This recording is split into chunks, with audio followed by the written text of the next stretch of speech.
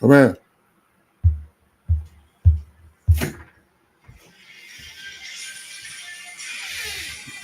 Right. What up, YouTube? It's your boy, CM the Goat 5, man. Back with another one, man. I know it's been a minute, but I'm back on. Um, we got to talk about it, man. We got to talk about it. This young thug trial. He may be coming home, man. You never know. He may be coming home for it. Might have a mistrial. So we're gonna go ahead and get into it, man. A lot of stuff been going on, and let's just get into it. I'm gonna go ahead and share this clip with y'all, and let y'all tell me what y'all think. Like, share, and subscribe, man, to the channel.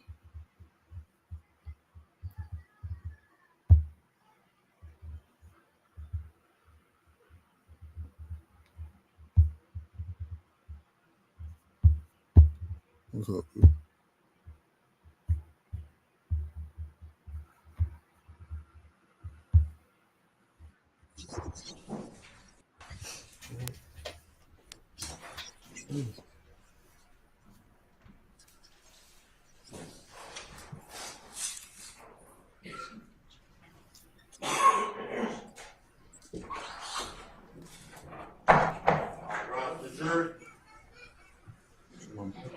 My mic.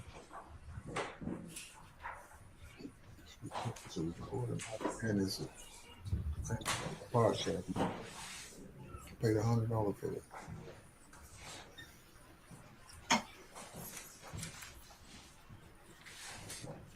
You sit in the middle. In this.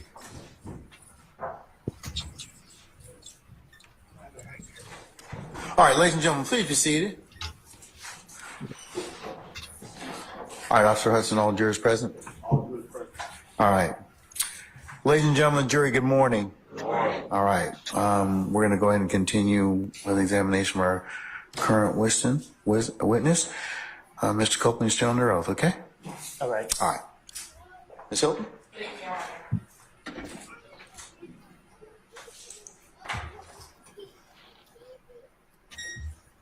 I'm doing my YouTube channel, TV, so I'll be live phone line and Good morning. go straight to my YouTube. Good morning. Good morning. Now, Mr. Copeland, I want to direct your attention to Saturday, January 10th, 2015, the night that Dr. Thomas was killed. You remember? Jackie. All right. Do you remember that day, the night that Dr. Thomas got killed? No. No. Let me ask you this. Did you ever go to the police on either the night of or the early morning hours after Mr. Dr. Thomas got killed? Actually, ask the answer. All rules, sir. You can answer. Okay. Can you repeat the question? Yeah. In the early morning hours after Dr. Thomas got killed, did you go to the police? I think the police called me. Like, Did you go down to the police department after the police called you? I think. All right. I want you to go back to that day before Dr. Thomas got killed. And I want you to tell the jurors what you remember about the day that Dr. Thomas got killed.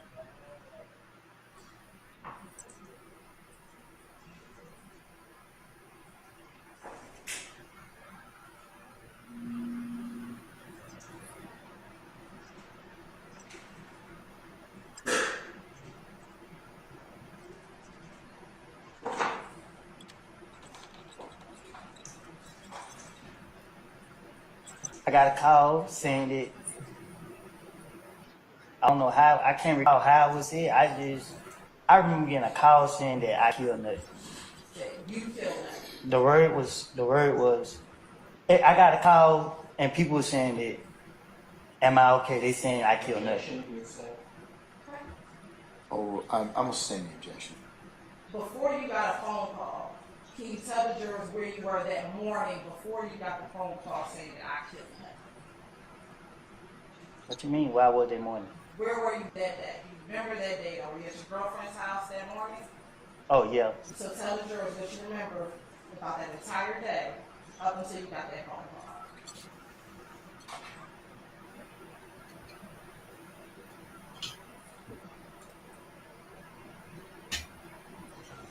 Um,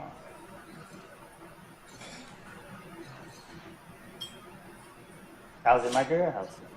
And what happened while you were at your girl's house? Nothing. All right. Did you ever leave? Let me ask you, what's your girlfriend's name? I'm single. Back in 2015, what was your girlfriend's name?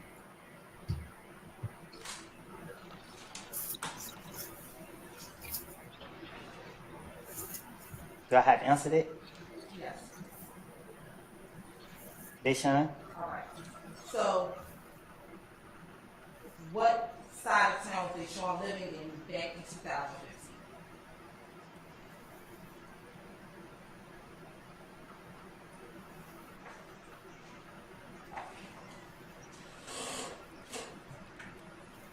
Carver home? Okay. And did you wake up at Deshaun's house in Carver Home that morning that you learned about God being killed? I was in the car when I found out he got killed. I said that morning. Before you found out when he got killed, we're going to talk about that morning. Were you at Deshaun's home? Yes. All right. When you were at her house, were you there by yourself?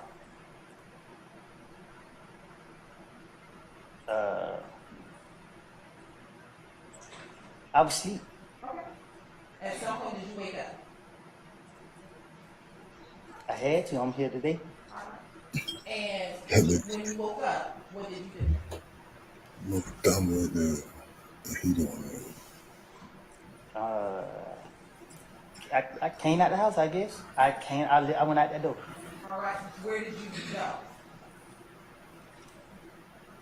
Uh, to my neighborhood. When you say to your neighborhood, what do you mean? To my neighborhood. Is that Mechanicsville? Yes. Okay. How did you get to Mechanicsville? I think I drove. And did you have your own car? I was in my brother's car. All right. And back in 2015, where did your brother live? In the same place. Is that Carver Home? I think so. All right. And which brother lived in Carver Home? My brother. Which one? What you mean, which one? You have three, right? Yeah. Which of the three brothers live in Carver Home?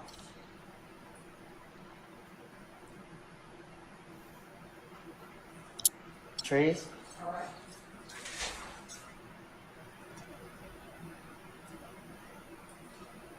Do you remember what time you went over to the camp? No.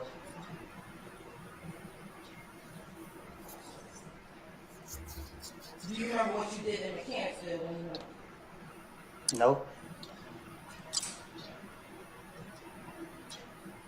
Did you go anywhere after leaving Mechanicsville?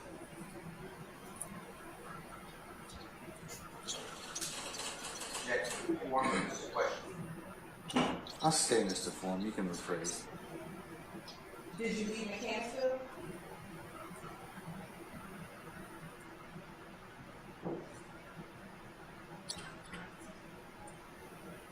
I think so. And when you left Mechanicsville, did you go anywhere? At what point in time? After you left Mechanicsville, did you go anywhere after leaving Mechanicsville? I want you to remember.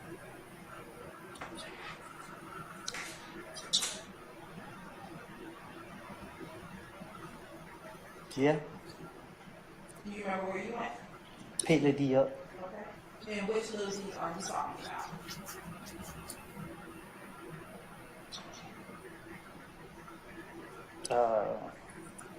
The one that always be with me. Okay. Is that the little D you referenced as your son?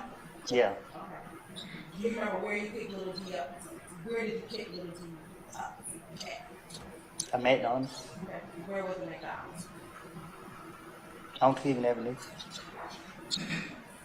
And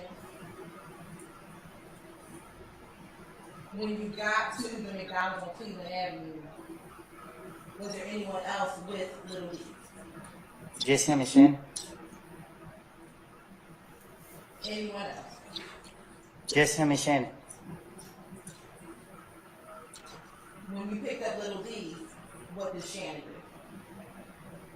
What you mean? You said you picked Little D up. Did you also pick up Shannon? I said I picked up both of them. Okay.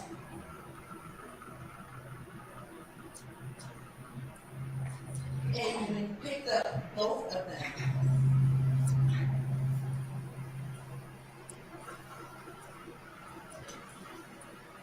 where did you all go? I blinked out after that. You blanked out after that.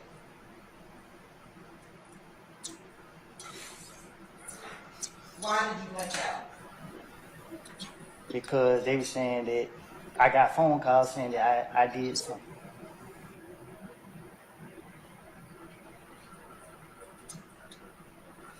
Do you remember who called you? Yeah. Who? Moonton.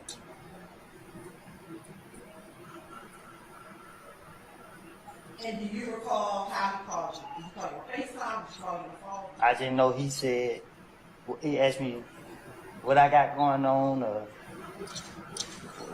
if I heard what happened or what I don't know what he said. I just know he said that, you know what I mean, people saying that I killed Nut and he was called.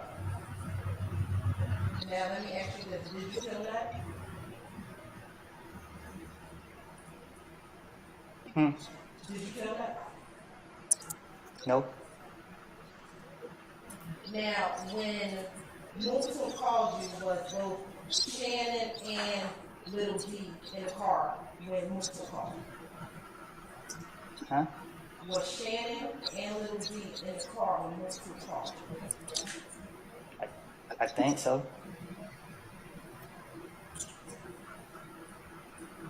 Now, before Moonton called you, did you, Shannon and Little D, have any conversations about Nut being killed? No.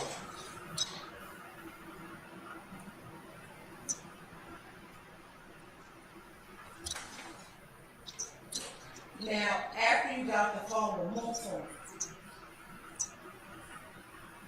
did you, Shannon, and Little D go anywhere? Huh? You said you on the phone with Moonton in the car. I blinked out. Like, I know I end up in a whole lot of places. Every time I looked around, I was somewhere different.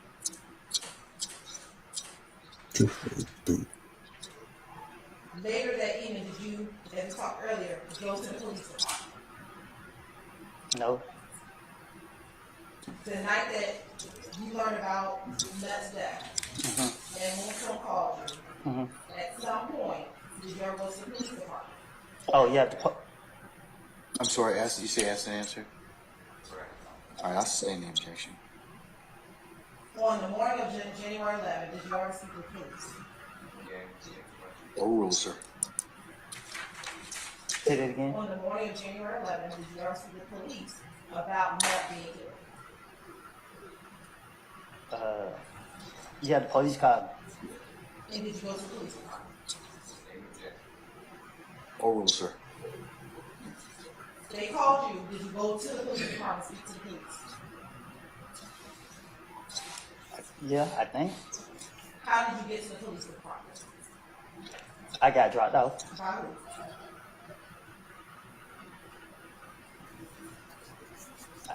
I think Moonton dropped me off. I ain't for sure. I can't recall. Can't recall. But I think this who dropped me off. I just remember my brother and them make me down there.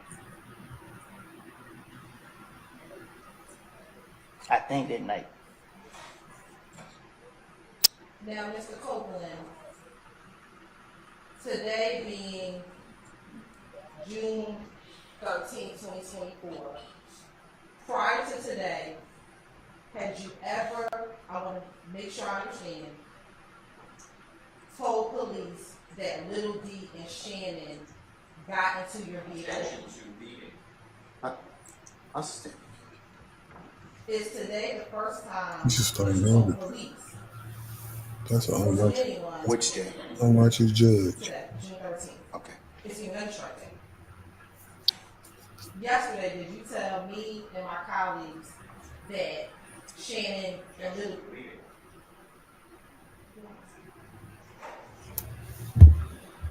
Rhonda, this is it. I'm gonna overrule the objection. Yesterday, did you tell? Now I'm gonna pause it right there. We're gonna move it on down some a little bit just to get a little ahead of what he was saying. Let's see, hold on, 'cause I want to get into it.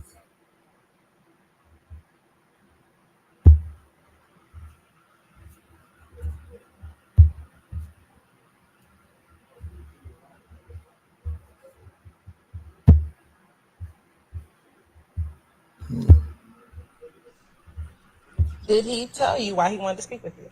Yeah. Overrule, sir. And did he ask you to tell him everything that you knew about the murder?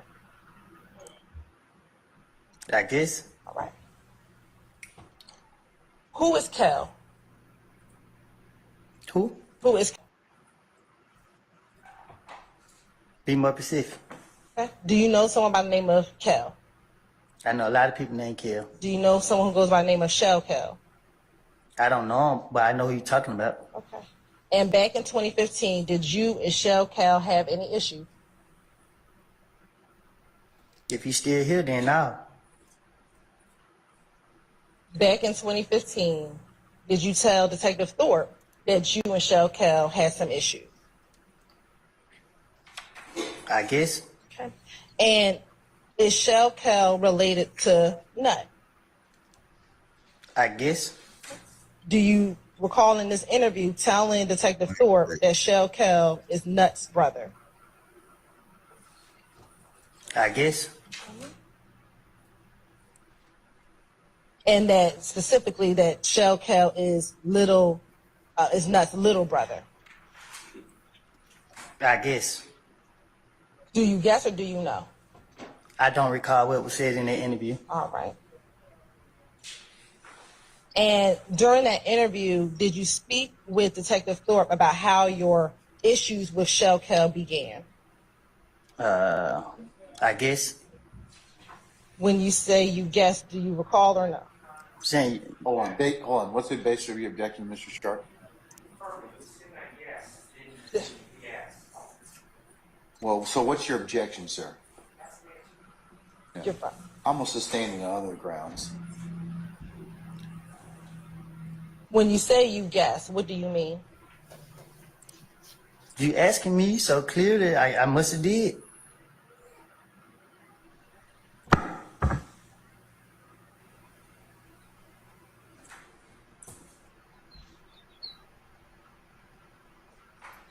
When did your issues with Shell Kel begin?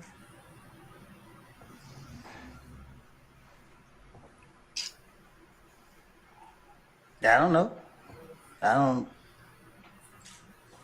Did you tell Detective Thorpe that your issues with Shell Kel began maybe about 4 months prior to the death of Donovan Thomas?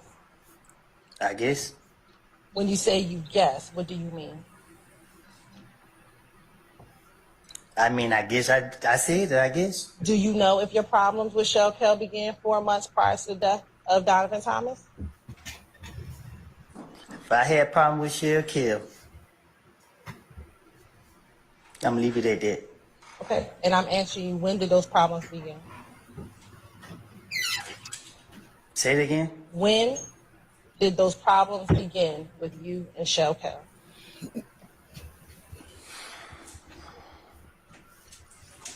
I don't know.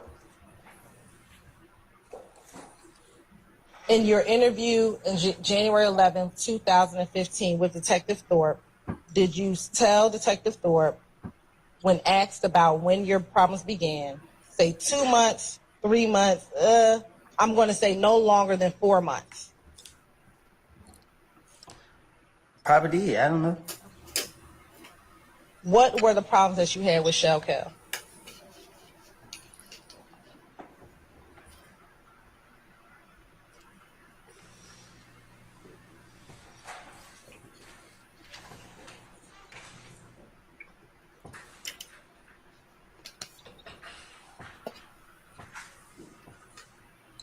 A misunderstanding. What was the misunderstanding? I don't know. Okay. Did you and him get into a fight at Club Crucial on the Monday before Donovan Thomas' death? No. You're saying you did not get into a fight with him that Monday. I did not get into a fight with them. They put their hands on me. Okay. What happened when they put their hands on you?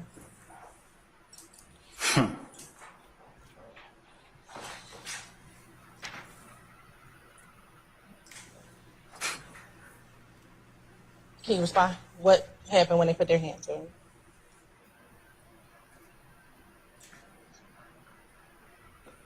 They ran out the club. Who is they? I don't know.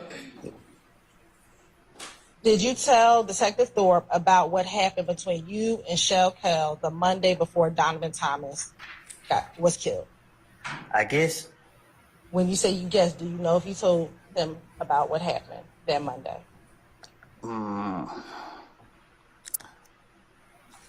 Back then, my mouth was all over the place, and whatever he asked me, I was just trying to get him out my face. Do you recall in this same January 11, 2015 interview telling Detective Thorpe that you went to Club Crucial, you pulled out your money because you were on stage, you were flashing your money to all the girls were standing around, you were flashing your money. When you get off the stage, you were flashing money, and Kell and his whole crew walked up on me. You recall telling Detective Thorpe that back in your January 11, 2015 interview. I probably did. Then, do you recall telling Detective Thorpe that you looked up and you said to Kell, "What up, bro? What's going on?" I probably did. And that Kell didn't say anything, so he just said, "Hey, what's up?" You asked him, "What's up, bro?" And then he began asking you about Thug. Do you recall telling Detective Thorpe that? I probably did. And I need to know, is that a yes or a no? Did you tell him? Did you not tell him? Or do you not recall? Answer your question, Your Honor. Object to follow the question. Your Honor, he's saying he probably did. I'm asking yes, Oh, no. I'm going to overrule the objection, Mr. Steele. Did you say it? Did you not say it, or you don't recall saying it? I said something to him, so if that's what he said I said, then I'm asking, what do you remember? Do you remember telling him this or not? Or you don't recall? they questioned me so many times, and I told them something different every time they questioned me. Okay. I don't recall what I told this person. Do you have an objection, Mr. That Steele? person- Oh, hold on, Mr. Copeland. Do you have an objection, sir? Basis. Limited options for the witness to answer. Overrule, sir. Overrule, sir. So you don't recall what you told him? Absolutely. He answered your I'm going to overrule the objection, Mr. Sharp.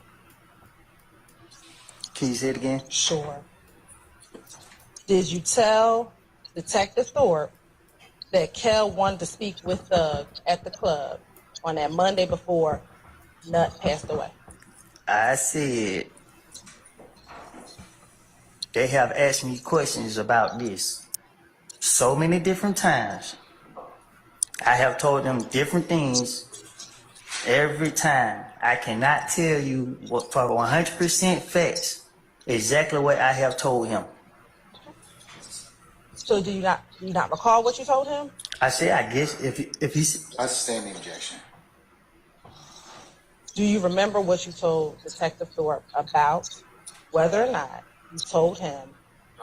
Yes. I sustain the objection.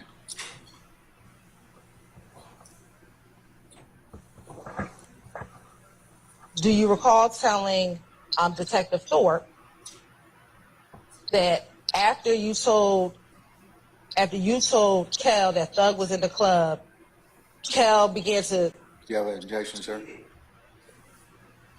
I'm overruling the objection, sir. Kell took his necklace and put it inside of his shirt. huh? Do you remember telling Detective Thorpe that after Kell asked you about Thug, you then saw Kell put his necklace inside of his shirt? I guess. When you say you guess, Do you recall telling him that or no? Yeah, I said it, I guess. And then when you saw him put his necklace inside his shirt, you then put your money inside of your pocket. Yes. Do you remember what happened after you put your money inside of your pocket? They jumped on me. Who is the they that jumped on you? I didn't see no. I knew I was surrounded by a lot of people. I mean, Was Kel one of the individuals that jumped on you? I don't know if he hit me. I don't remember if it was him who hit me. Somebody hit me, and when whoever hit me, Do you remember telling Detective Thorpe that Kel punched you in the back of your head on that same January 11, 2015 interview? he probably did. He probably hit you, or did you probably tell? Yeah, I said it.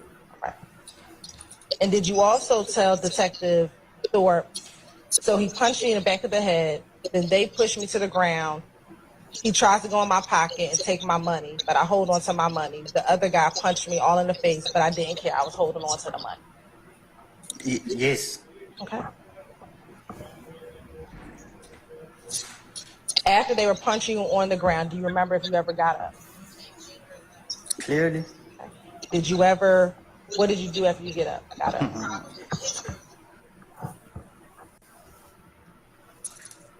You laughed. What do you remember about after you got up? I had a knot on my face. Okay.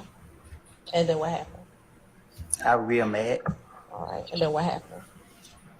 Somebody was gonna pay for their knot. Okay. So then what happened?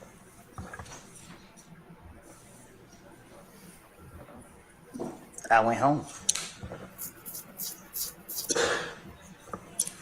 Did you go outside of the club right after you got off the ground?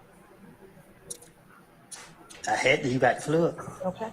And when you went out the club, did you see anyone outside of the club? If that's it, I'm asking you, what do you remember? I guess. Okay. Do you recall telling Detective Thorpe in his January 11th interview that when you got out of the club, Bloody J was outside of the club? I guess. You guess that you told him? Yes. All right. And when you got out of the club, what, if anything, happened to Bloody J?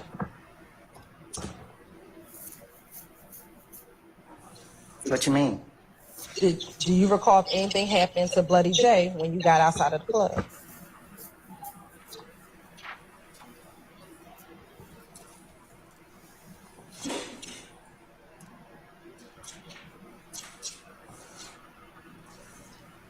You can't remind me? Do you remember, yes or no? No. Okay.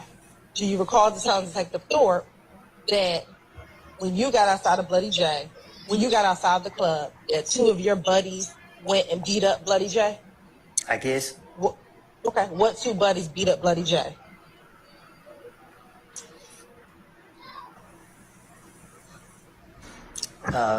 Tim. I don't recall. You don't recall? Do you recall it being one of the individuals being Moonstone? Yes, I guess. Don't say I guess. It's either I yes, guess. no, or you don't recall. I ain't trying to say the wrong thing. So So do you not recall? I stand the question. I don't need it. Just tell me the basis for the objection, Mr. Sharp, okay? I need you to answer yes. Was it Moonstone? Overruled, Mr. Sharp. Do you remember if it was Moonstone or not remember if it was Moonstone? if he said that's what I said, then yes. I'm asking you what happened. I don't recall what happened.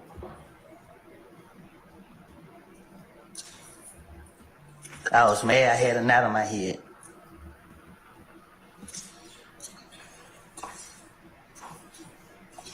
Now, do you also recall speaking with Detective Thorpe about what happened at the Cascade skating rink before this fight at Club Cushon on the Monday before Donovan died? I guess. When you say you guess, do you recall or you don't recall?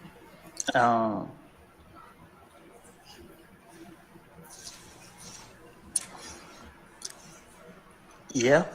Okay. Tell the jury what happened at the Cascade skating ring before this fight at Club Crucial. What happened at Cascade? Yes. Nothing happened at the skating ring. Yes. Nothing. Do you recall speaking with Kel at the skating ring? That's what I told Detective. I'm asking, what do you remember? I don't remember nothing from 2015. I remember the fight. They put their hands on me. Do you remember telling Detective Thorpe, actually before talking about what happened that Monday, that you and Kel were at the Cascade skating ring and the two of you actually spoke at the Cascade skating ring?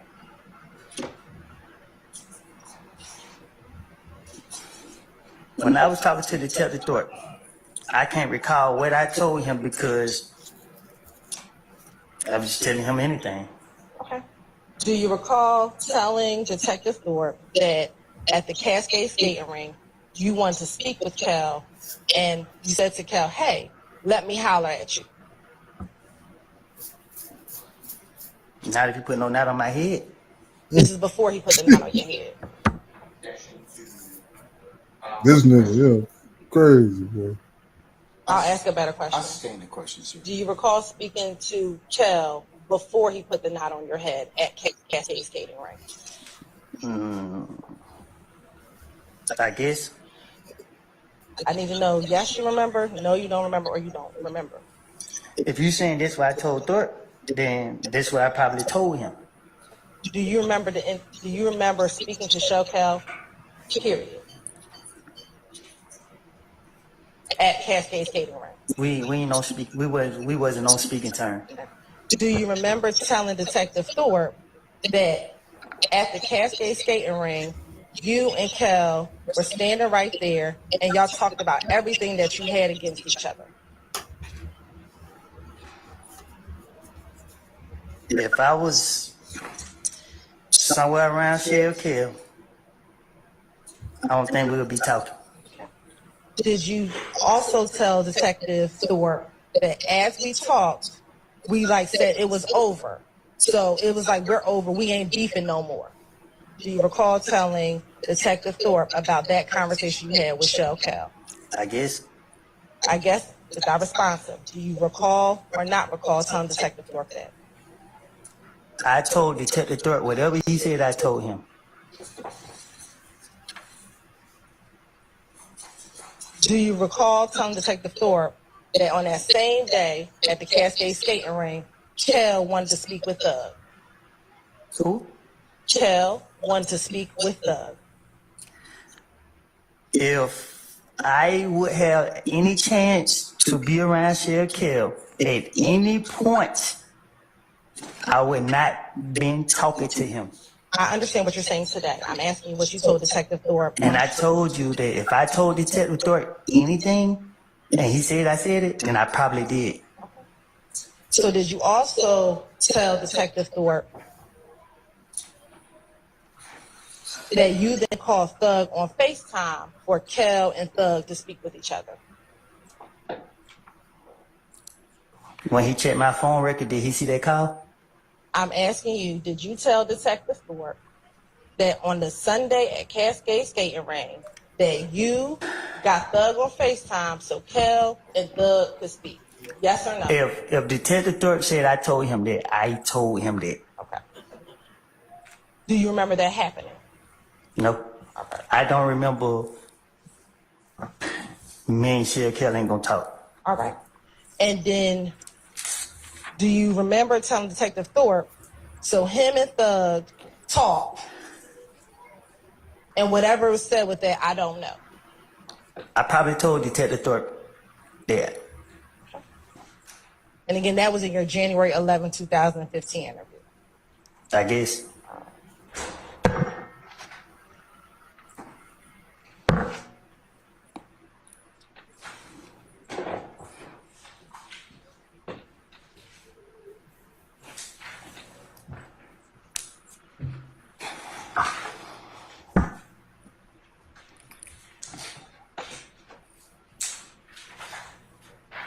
Now, did you also tell Detective Thorpe about a shooting that occurred at a gambling house in Lakewood? If that's what he said, Do you recall a shooting at the gambling house in Lakewood?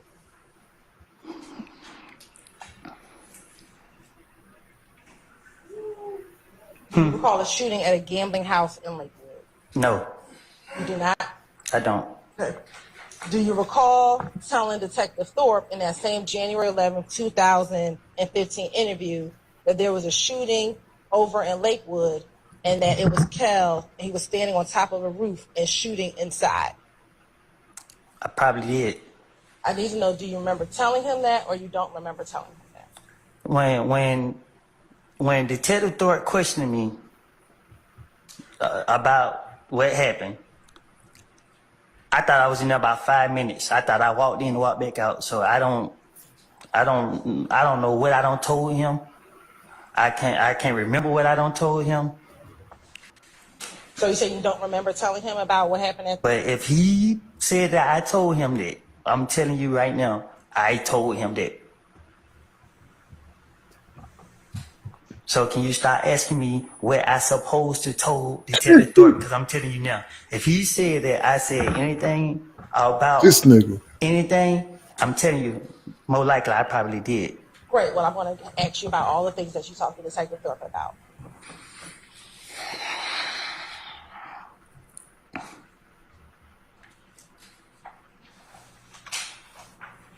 Did you also tell Detective Thorpe about the Friday before Nut was killed? I guess. Okay. On the Friday that Nut was killed, were you with Thugs the Friday evening before Nut was killed? No, you just said it earlier. Was I at the house? I said yes. Talking about the Friday evening before Nut was killed. I can't recall. I don't know what I don't told Detective Thorpe. I'm asking you, what do you remember yourself? No, when I think back about 2015, all I remember was getting a call saying that Nut was killed and I was responsible for it. And the only thing besides that is people showing up my folks' houses. Details about what happened, all this stuff been blanked out my mind. Like, it been blanked out my mind. All right. In that same January 11, 2000 interview, you recall telling Detective Thorpe that you were with Thug and you were at DJ Drama's studio. I probably did. Do you remember telling him or you don't recall telling him? I need to have it. If Detective Thorpe said I said it, I said it.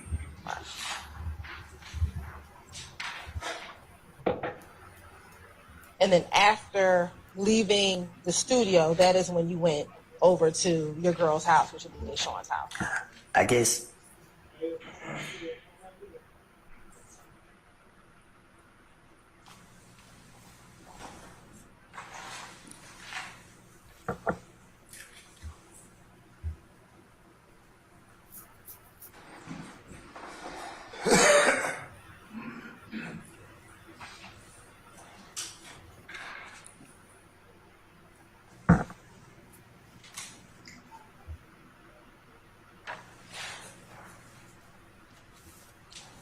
Now, earlier I asked you about what time you left Deshaun's home to go to your brother's house. Do you recall telling Detective Thorpe that you left Deshaun's home around 5 o'clock p.m.?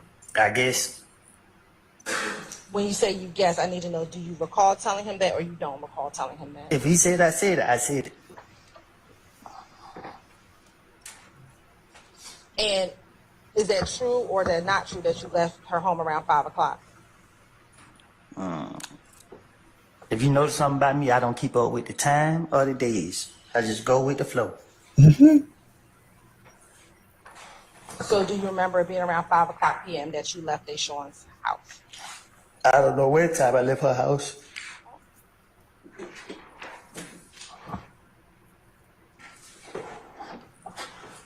When you went to Mechanicsville, do you remember seeing anyone in Mechanicsville? What you mean?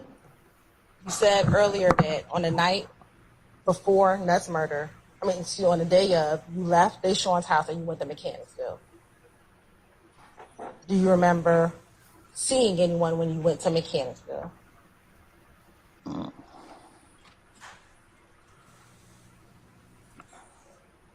I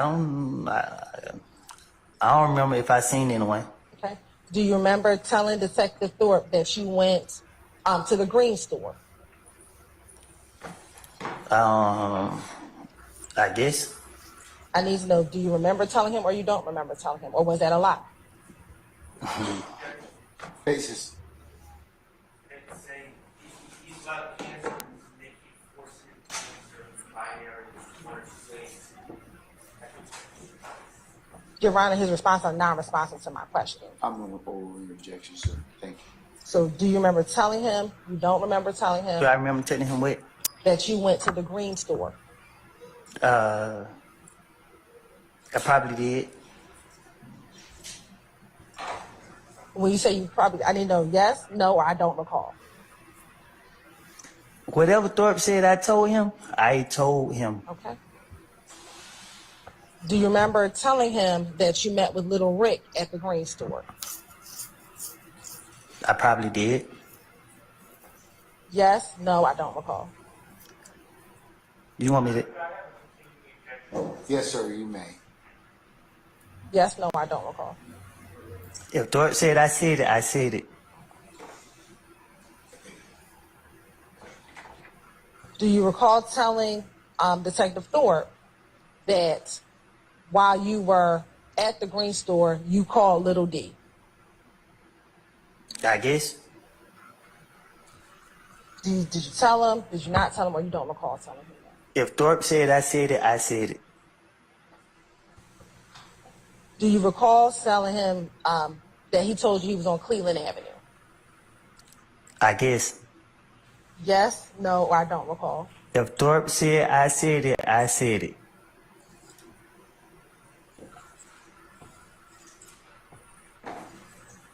Now, when you got to Cleveland Avenue earlier today, you said that Little D and You're right. I think she's oriented to time and place. I'm going to overrule your objections. Earlier today, you said that Little D and Shannon got into your vehicle. Do you recall saying that earlier today? I think I did. Okay. Back in January of 2015, did you ever tell Detective Thorpe, Your Honor, now I'm impeaching. I'll rule the question, sir. Did you ever tell Detective Thorpe that Shannon was in the vehicle with you and Little D back on the morning of January 10th, 2015? If he said I did, I did. I'm asking you, did you? Because you're saying today, you're saying the truth, and back then, I sustain the objection. did you ever tell Detective Thorpe that Shannon was in the vehicle with you? I guess. Back in 2015, you did not tell Detective Thorpe that Shannon was in the car with you. Objection, asked and answered. I sustain the question.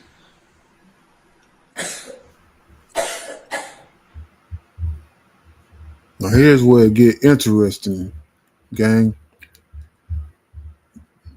Brian Steele finna pretty much file for a motion for mistrial again. And watch what happened. Hold on. I'll pull it on down. That's when I let the jury out. Let's see. Hold on a minute.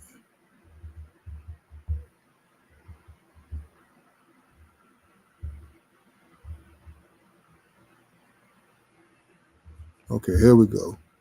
My apartment, and you were clicking it, and you couldn't go, so you went around front. I guess. Do you remember telling him that, or you don't remember telling him that? I don't remember. And And do you wish to respond to that, and then I'll move on to Mr. Matthews? I could. You want to do it individually, Your Honor? Yeah. Yeah. As relates to Mr. Stillwell, at the time that I'm questioning Mr. Copeland. Mr. Copeland, at the time of January 11, 2015, at that time, Mr. Steele was not a suspect in this case, so would not be counted as a pre-arrest silence. Additionally, looking at Dinkins v. State. Repeat that last thing. Is it Dinkins, you said, v. State? Dinkins v. State, which is 295 Georgia Ave 289, which is a 2008 case. A prosecutor does not impermissibly comment on pre-arrest silence merely by showing that the accused's demeanor and conduct during and after the crime, but before an agent of the state questions him and before he knows he's being investigated, were inconsistent with a defense such as coercion or justification.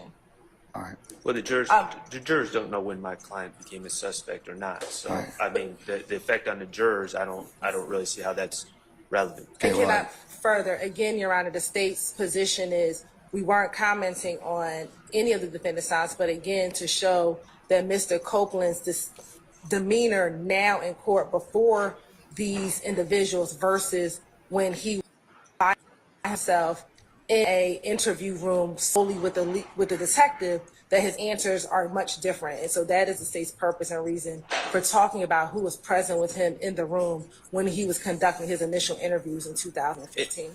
In Your Honor, just to respond to that argument, what undermines that argument is my client wasn't present yesterday when Mr. Copeland made it clear to the what do you mean prosecutor. he was in the courtroom here, right? But no, he wasn't present yesterday in some side room somewhere where several investigators from the DA's office and multiple prosecutors were all in a room talking to Mr. Copeland while he was a sworn witness in this case. And he Brian let Steele, the state I'm know told the attorney that don't what I come up. said in prior statements Well, he gonna were talk back lies. that way, yeah. Okay, and this is the you were truth. disclosed those particular I statements. was disclosed those Okay, same, I just want to make sure. Okay, last all right. night. That judge But- be getting but- And frustrated. before, Like and before he testified he this don't morning, know correct? his case law. Yeah, last night. Okay. All right. And so, but the argument that, oh, he's changing the story because he's in front of Mr. Stillwell. Not only is there no evidence that Mr. Stillwell has ever threatened Mr. Copeland or Mr. Copeland is in any way scared of Mr. Stillwell, or any of these other gentlemen, but also the fact that it was disclosed yesterday to the state with none of these gentlemen present undermines their argument that that's the reason for asking that question. All right, thank you, sir. All right, I'm still going to deny your motion for mistrial, and I'll note that you asked, as I said before, that you posited He for the just next keep question. was denying asked, okay? Thank you, Your everybody Honor. motion All right. for a minute. Mr. Matthews, Senior. Your Honor, as it relates to Mr. Marquavius Huey, our motion for mistrial is based upon the sworn testimony that has already come out from Mr. Copeland on yesterday. Mr. Copeland stated that he had met Mr. Huey in 2021. He had indicated that he had met him in 2015, didn't know him in 2015, or anything of that nature. So it's a bad question that was asked in terms of whether or not Quay was there back in 2015. So that's the first point. He did not know Mr. Huey in 2015. Secondly, Your Honor, that places it's a bad faith question. It places Mr. Huey's character in issue, and there's no basis. There's just no basis for that question to be asked. And because of those reasons, Your Honor, we would respectfully ask this court to grant a mistrial as it relates to Mr. Huey based upon those natures. There's just no good basis for that question to be asked. When the witness had testified on yesterday, not to be repetitive, but he testified yesterday, he didn't know my guy in 2015. So how could he have been there in 2015, or did he show up there at the interview with Detective Thorpe in January of 2015? All right. Keep denying. Thank you, sir.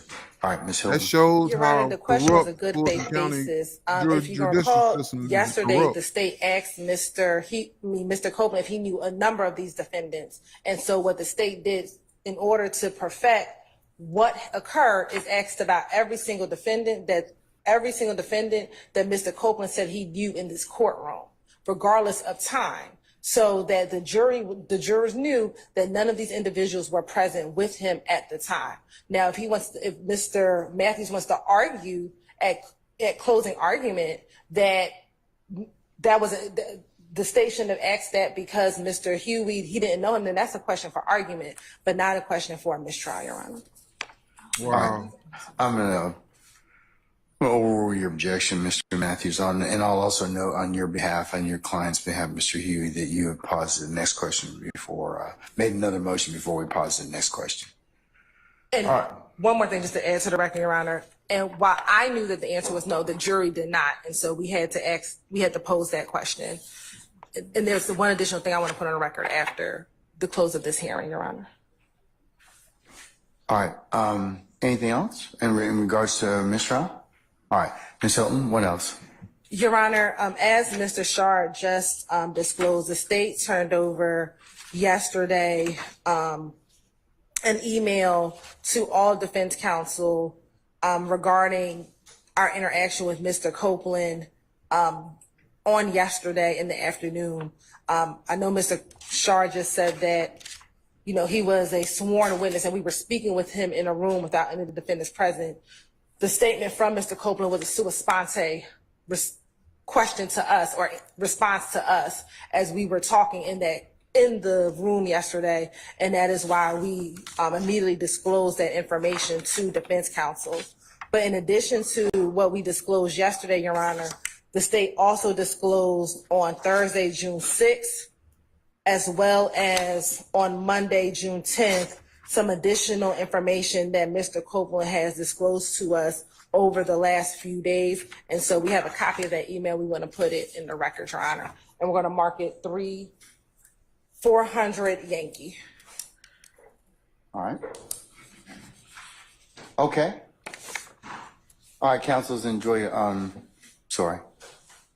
I would like the court There he is. to look into the Brian Steele don't play. appropriateness. Mr. Copeland, to my observations around your courtroom, outside your courtroom on breaks, is surrounded by several members of law enforcement with the district attorney's office and prosecutors, potentially other persons. I don't know why a sitting witness under oath is in a room with prosecutors during breaks, mornings, afternoons. It's totally inappropriate. There are people who are in your court's door. There's a double door where the court sits to its right that aligns with the witness chair. And I noticed people standing there in law enforcement while Mr. Copeland is testifying. He's making eye contact with them. I don't know if they're his brother. My point to you is this: what gives anybody the right to surround a witness? He's not in custody, and bring a witness. I'm sure Mr. Copeland didn't say to the prosecutors, I don't know this, Your Honor, so if you think I'm wrong, then just strike it from your memory. But I'm sure he didn't say, hey, you guys want to hang out in this room a little while? So I believe that he is being led on a tether by the prosecutors, and it is coercion. It is inappropriate. And why would anybody not be recording everything he said? And why do I have to get it in drips and drabs? So I am objecting to the tactics of the Fulton County District Attorney's Office and whomever else they may have employed with a citizen, regardless of what the court may think of him or the prosecutors think. I don't have any thoughts. So please don't put that in. Please don't put that in in the ether. Okay, but that's what you just said, sir. Ether is okay. Clear. The court wouldn't do it. I wouldn't do it either. So why is it happening? He's a. So I have no interest other than I'm a referee. Well, you're the referee who spoke with the witness without my presence. Mr. Steele, we're not gonna get into that right now. Well, okay? my point is, how is he being treated here? And why don't I have all this? And why is this going on? What an unfair trial for Mr. Williams. Think about it. If you were accused, Your Honor, and the judge met with this witness, with the prosecutor, and you sat next to me and Mr. Adams, you would say to us, what kind of case is this? Now he's being surrounded with all this law enforcement. My point is, Your Honor, we're going to this is a object that broken- this. I'm not going to be interrupted. Mr. Steele, hold on. No, but you're Mr. Steele? Mr. Steele? Yes, sir. What? Okay. I want to finish. I'm making a record for the court to understand. And Well, Mr. Steele, I've never been interrupted in a court except for this one. You allowed. but the challenge in this point in time is that some of the things that you have said at certain points in time are not appropriate. Not true. Okay, well that's the court's. Court is wrong. Well, you have, everybody has an opinion, and it can certainly be reviewed at the appropriate time. But finish up so you can go ahead and make your record. I'm not interrupting anyone about a prosecutor or anyone. This is a record. This is important. Okay, but it's your allegation and assertion, sir. Okay, so. Well, we don't know that. We don't know whether or not they're true. What's going on? Every time Mr. Copeland comes in the courtroom or out of court, he's escorted by a DA's office investigator. You see that? This court is observant. You're not just sitting there in a cloud. You see exactly what's going on. You hear the prosecutor tell you, we were in a room with Mr. Copeland, and he said, why? Okay. Why do I have to bring it up? You should be bringing it up. This is crazy. This is like communist Russia. Mr. Williams is having the worst trial. No, that's real. So I'm moving again to stop intimidating the witness by the prosecution, leave people alone, and stop accusing. You've allowed the prosecutor Love to accuse me of misconduct. Oh, but you've also accused her of hold on. You have accused her of misconduct as well. And remember what I told you about your professional response. Remember what I told you about your. And she's going to take me down as opposed to you. So when I start talking, stop talking, please. Okay? I'll let you complete your record. Okay? I understand the one party talking. I got it. All right. Okay. All right. So I told you, several times before, I told you and your colleagues, remember your professional responsibility. And let's not make this an ad hominem issue. I don't believe that either one of you are trying to do anything that would subvert your ability to practice law. So but. Ms. Love has intentionally lied to the court numerous cases. You do nothing. Hold on. Let him finish. See, this is Mr. Steele. This is exactly what I'm saying. You cannot. It is not a good idea to state that your brethren across the bar are lying. Okay, in any time or any way. I don't like doing it. Okay, but don't. So don't. But don't because you don't because you don't have any proof. If you have proof of it, then do you have proof? There's a mechanism in law and under the rules for you to submit that question to the Office of General Counsel and for the investigation to occur. But please stop, both of you. I told both of you earlier, stop making these ad hominem attacks toward one another. Okay? Everyone gets attacked. You say nothing. Well, okay, but I've said something. You're going back to stuff that's happened in the past. So while I'm trying to deal with things that are current. So I told you all most recently, as of about a week or so ago, to stop all this. Remember I told you the world's watching you? They are. So please don't from this point on, do not accuse each other of anything. If you want to go ahead and do it, there's a proper way to do it, but don't bring it up in front of me. Okay? I'm just making a point that this has been going on and it's abusive. That is my point. That's your assertion, sir, as a lawyer, okay? And maybe your frustration with everything. Like I told you, this trial's gone a long time. There's a lot of wear and tear, but everybody's got to rise above and be a professional advocate. That's what the system demands of you. I'm not worn or torn. I am here to tell the court that from a objective, casual observer, you'd see what's going on here. It's inappropriate. Okay. At the end of the day, I understand your concern that you have now shared with the court. Okay. All right. State, do you want to respond? Your Honor, I just ask that the court strike the portions of Mr. Steele's, whatever that was, to the court regarding personal and ad hominem attacks on members of the state's team. Ms. Hilton will address the merits of the initial argument that Mr. Steele made. But as to personal attacks on members of the state's team, we'd ask that assertions that specific people have lied, that is disrespectful, that is unprofessional, and not one time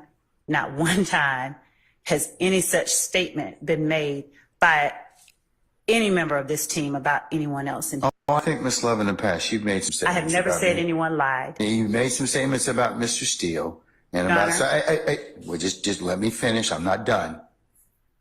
All right, and about several others of your colleagues. I mean, and it may have been the heat of discussion and everything else. Like I said earlier, there's enough blame to go around for everybody. All right, so, but can we kind of stop that and draw things kind of forward? I've had 2 or 3 conversations with everyone about their obligations as professional advocates under the rules. Okay, and that while the court certainly agrees that ad hominem attacks are not. They don't make anybody look any good. They really don't. I mean, but I'm just saying I acknowledge that. I acknowledge what's been gone on in the past. So, and I ask that you all reflect upon that because, like I said, you can't say some of the stuff that people say to one another can't be taken back. They just can't. So, and that's just something that the court would just have you reflect upon. Thank you, Judge. Sides, okay? And we just ask again that statements like Ms. Love lied be stricken from the record. Those are personal attacks. There's none been made, at least not this day. I'm not gonna consider your ad hominem attacks. Either one is, okay? Thank you. Or anybody's, all right? Okay.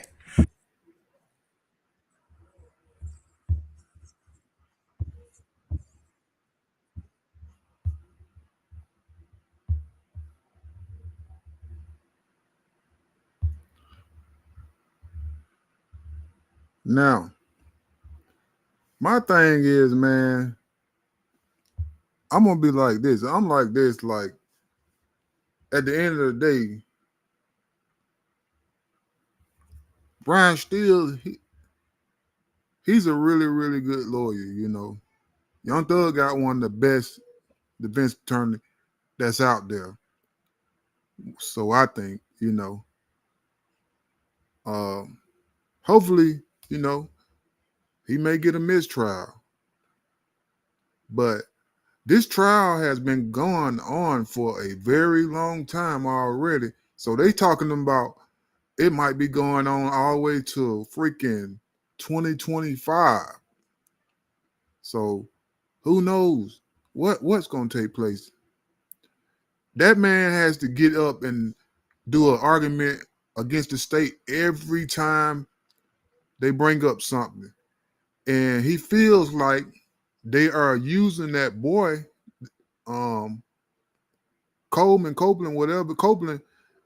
Woody Copeland, they're using him as an attack just to try to, railroad Young Thug. That's basically what he's saying. And I see where he's going with it. That's his argument in the whole thing. But that judge, he's like to the point where I don't know. I mean, it seemed like to me he really don't know his case files. He talks a big talk when it comes down to reading case files and stuff like that, but it really seemed like when it get down to it, because I don't think he really ever had no big case as big as this one ever in his whole entire career. So, but it is what it is. That's just the way it is, But yeah, man, y'all like, share, and subscribe to the channel, man. Malone TV News, man. We got more to come, man. Oh yeah, and I also, my book, man, my autobiography.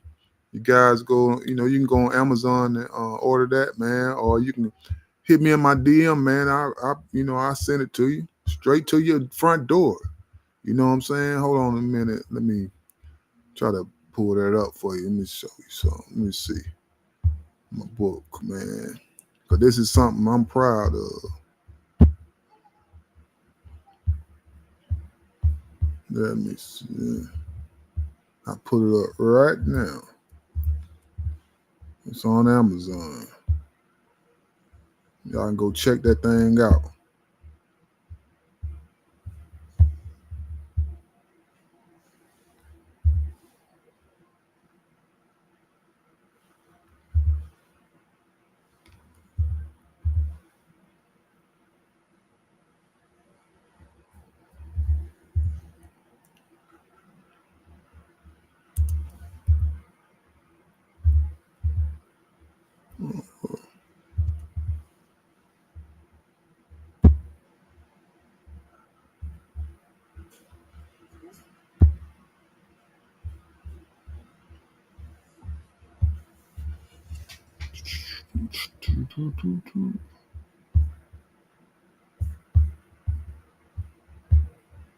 It's something I'm proud of, man. You know, my masterpiece.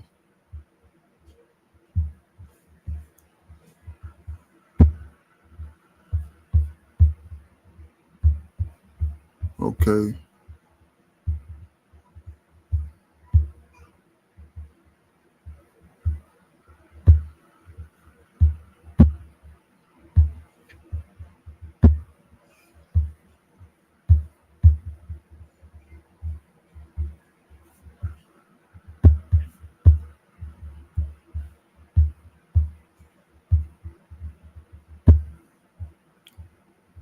And this is my book, man. You know what I'm saying?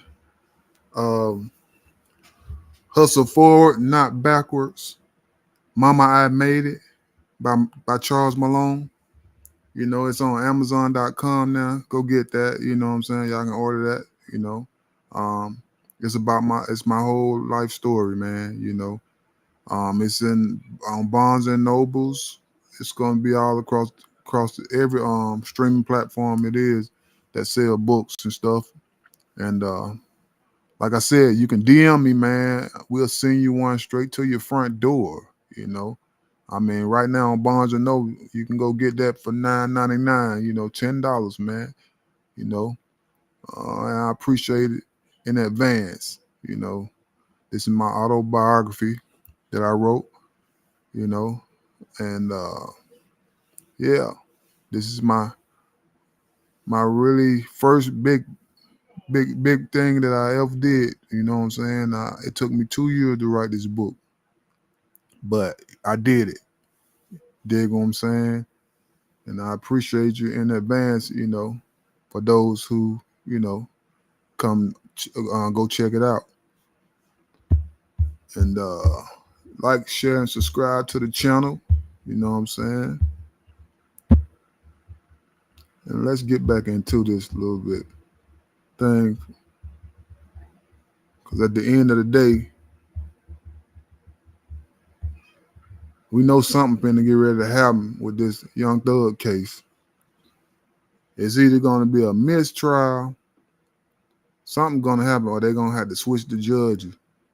They're gonna have to get a new judge to call that case. But other than that, you know, something gonna happen. And we already know this. We already know what's going on.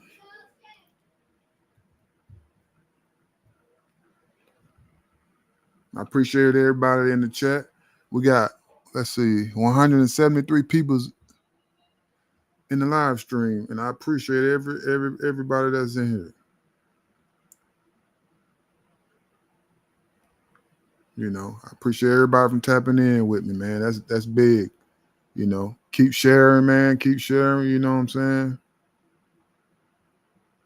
I definitely appreciate that. Until then, we on to the next, man. Malone TV News. This is your boy CM the Goat 5. We out, man. Deuces.